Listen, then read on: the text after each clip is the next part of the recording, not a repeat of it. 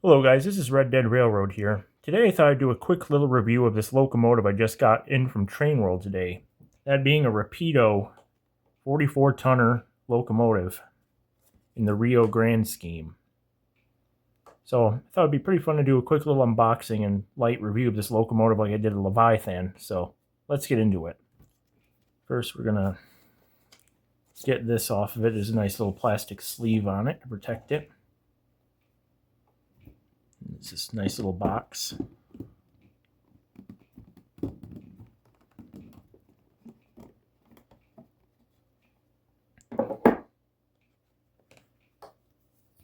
Classic Rapido instruction book. I'm sure it's full of their comedic little entries in here, scattered throughout the book. I seem to remember the book that came with the D10-460 they made a while ago. Had some pretty funny stuff in there, scattered throughout their booklets. There's that. And here's the locomotive, number 38. And number 38 was actually, I believe, the first 44-tonner locomotive built for the Denver and Rio Grande Western. It ran on their standard gauge, but I believe they also had couplings that allowed for narrow gauge rolling stock to be coupled to it as well.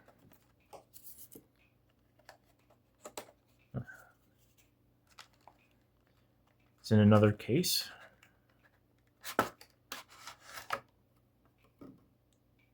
The box out of here. Actually, I'll look real quick and see if there's anything else in the box. There's this. These look like pilot components. Hopefully those didn't break off. Oh, but it looks like two of the pilot components came off in the box. Looks like those are easy to re-glue back on though, which is a bit disappointing for Rapido because they have such high quality. More often than not, looks like we have some extra parts here. Oh well. Opening the box now. Here's the opening. Is this it? There we go. The locomotive looks quite nice. I believe this is phase 1 of these 44-tonners that General Electric built. Looking at it up close and personal, this is very nice. I believe these are probably going to be a bit better than the Bachmann one that I owned that was in the Strasbourg livery. I sold that one recently. So I've been getting rid of all my East Coast stuff in favor of Rio Grande and West Coast stuff. If I can get these tabs out of here. Ah! As the Flying Grand. I always like the Flying Grand logo.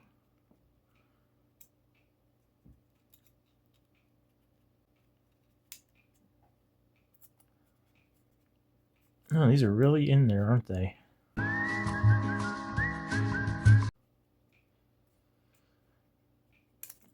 Get out of there. Popped a handrail out of place. Alright, last one. There we go. First impressions, the locomotive looks pretty nice.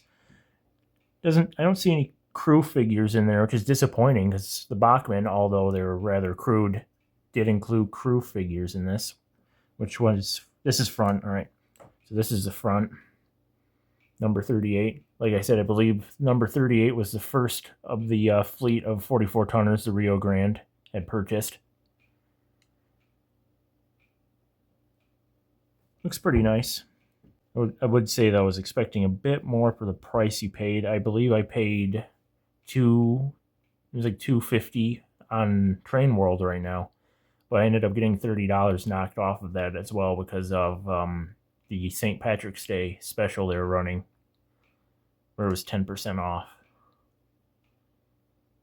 Still a nice looking engine though, but I will say I was expecting a bit more. I'm not exactly a diesel specialist, so I can't be exact with what I was expecting, but you know, for $250 for a little switch engine, you just think it'd be a bit better. But oh well.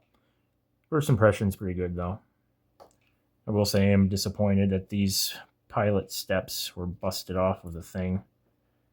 Looks like they'll glue right back on with white glue, but still it's rather disappointing that a $200 model had parts coming off it like that right in the packaging. Anyway, so let's get this onto the railroad and test it out on the track. All right, it's on the layout now. Let's see how it fires up. Oh.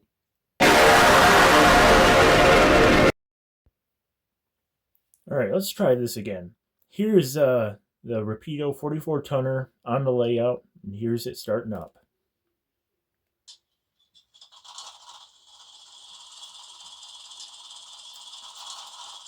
Now I've changed a few of the sounds to better fit what I wanted to represent. I wanted it to sound a bit more like the Durango and Silverton 98 tonner General Electric locomotive that they have there, number 11.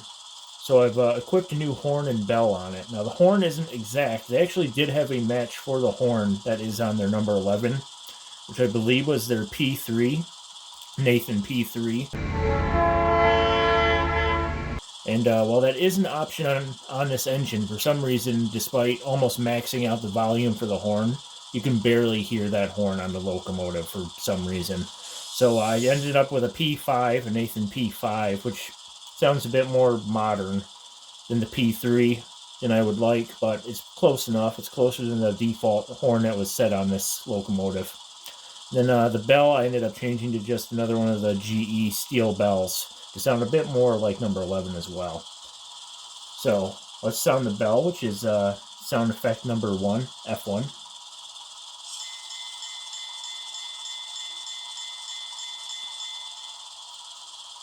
Here's that Nathan P5 horn, F2.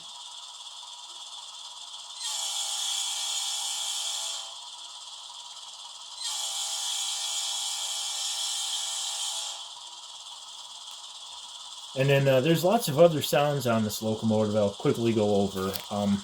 As I want this to be a rather quick review, there's more in-depth reviews out there that you can watch. F1 is the bell, F2 is the horn, F3 is flange squeal, F5 is a Doppler horn, which is a grade crossing. F8 is turning on the sound, start up, and turning off the sound, which is shut down. F10 is the independent brake, F11 is the radiator fans, 12 switching mode, 14 handbrake, 15 isolation switch, 17 automatic brake set and release, 18 standing valve, 20 air compressor, 21 air dryer, 23 engine compartment doors, 24 reverser center, 25 shutters open closed, and 28 manual notching logic. Quite a few features packed into this locomotive, as you could just hear the ramble off on them.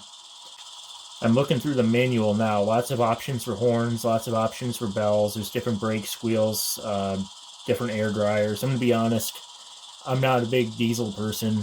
I know much more about steam, so I don't really know much about a lot of those features and how to properly use them, but I'm happy that they're there at least. Overall, the engine is pretty nice. I have given the engine an hour and a half long break-in, so about 45 minutes in each direction, back and forth. The locomotive is actually very smooth and quiet, and since this is a switcher engine, the gearing is much slower than your average diesel locomotive would be, since this is meant to be moving cars around in the yards, not, hauling heavy freight trains cross country. I'd also like to mention that the locomotive includes an ESU Locksound V5 sound decoder in the locomotive, as well as a low-power capacitor so locomotives can go over the dirty track or dead sections and continue carrying through it with a little bit of extra power. However, some of these locomotives are only DCC ready and do not have the sound decoder or capacitor in them, so you should check to make sure if you're going to purchase one of these that they actually have the sound installed already. But it is a pretty good engine overall. If you can get it at a good discount price, I would probably recommend it. I think $250 for this small of a locomotive is pretty excessive, even if it is Rapido, especially since there's parts broken off of it in the packaging brand new. Train World offers really good discounts. I ended up getting this. This was on sale when I bought it, and then I had an additional $30-some taken off of it with their St. Patrick's Day sale. So if you can get some good sales on this locomotive, I can recommend it for yard switching or even maybe light excursion trains as well. So with that, I'm going to sign off, and here's the train pulling some freight cars that I just got.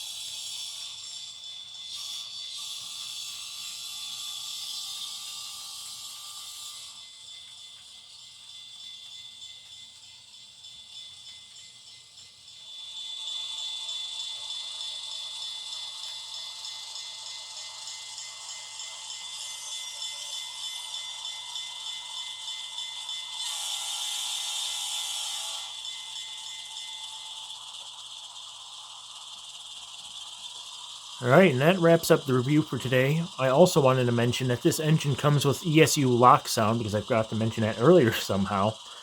But I wanted to just say thanks for watching if you made it this far, and I appreciate it, and hope you enjoyed the video.